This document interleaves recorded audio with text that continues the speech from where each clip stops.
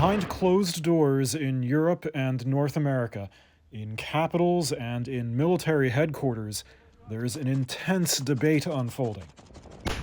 Who should become the next leader of the NATO military alliance?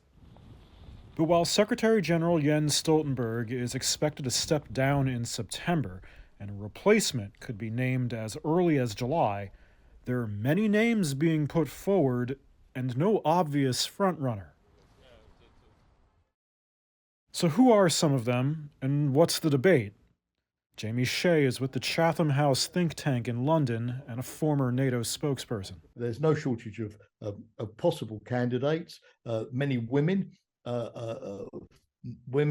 names are being suggested, and as NATO has never had a female Secretary General before, I think in terms of conveying the impression of a 21st century alliance attuned to modern society, it's high time that the Secretary General of NATO should be a woman, as has been the case with so many other international organizations. Of course, countries like in Central and Eastern Europe that have been in NATO for some time already and are playing a big role in the current collective defense on the eastern flank, they may well feel it's our time to have the job as well. Diplomatic sources say the names being discussed include Denmark's Prime Minister, Mette Frederiksen.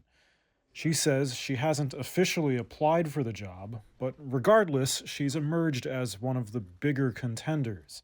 At 45, she was the country's youngest prime minister when she was elected and won praise for her crisis management during the COVID pandemic. But she'd have to step down as prime minister, which might create political turmoil at home. And her country's military spending is also well below the 2% of GDP that NATO has as its guideline, although she's said she wants to boost it. And we have tried this several times before, you and I. Yeah.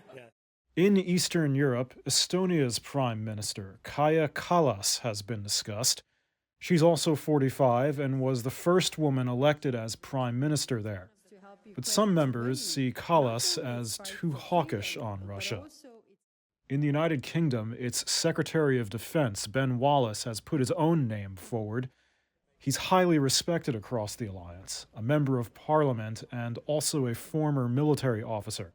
But some European Union countries, such as France, want a NATO leader from within the EU. Many also prefer a candidate that used to be a president or prime minister. Stoltenberg himself is the former leader of Norway. Diplomats told Reuters that Wallace may be a long shot. And my sense, given the role of NATO today, the importance of NATO today, the Allies will be looking for somebody who is a serving prime minister, because a prime minister really has the contacts, the address book, the ability to make immediate phone calls to presidents and prime ministers, both in the NATO countries and beyond, which are geared to the kind of high-level diplomacy that NATO is now carrying out. There are other names being discussed, but there's also another angle. Some diplomats predict that many candidates would be deemed unacceptable to NATO members Turkey and Hungary, who are often at odds with the other allies over key issues. Turkey and Hungary are blocking Sweden's attempt to join NATO right now.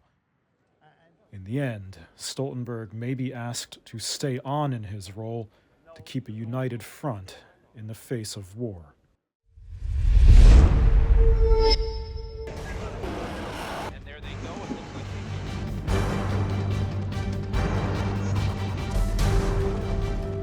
The US and Russia are dangerously close to an armed conflict.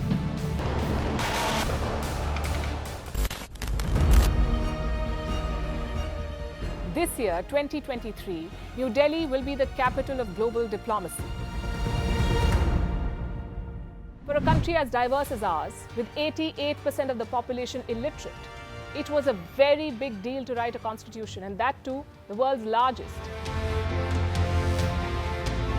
Meanwhile, if we may, here's a Republic Day gift from India for the BBC. A list of suggestions for the BBC for their upcoming documentaries. Number 1, the Kohinoor and the colonial loot.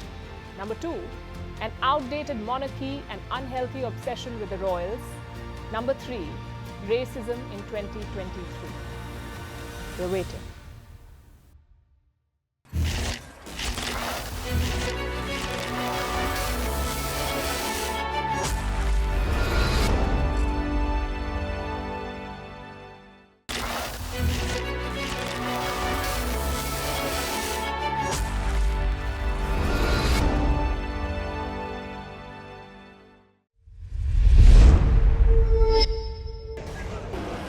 And there they go. It looks like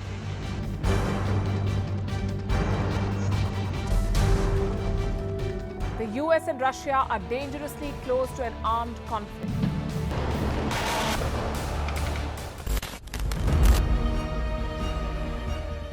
This year, 2023, New Delhi will be the capital of global diplomacy. For a country as diverse as ours, with 88% of the population illiterate, it was a very big deal to write a constitution, and that too, the world's largest.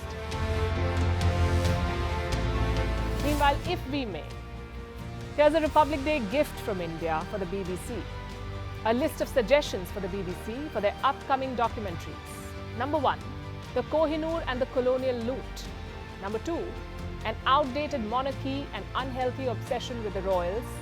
Number 3, racism in 2023. We're waiting.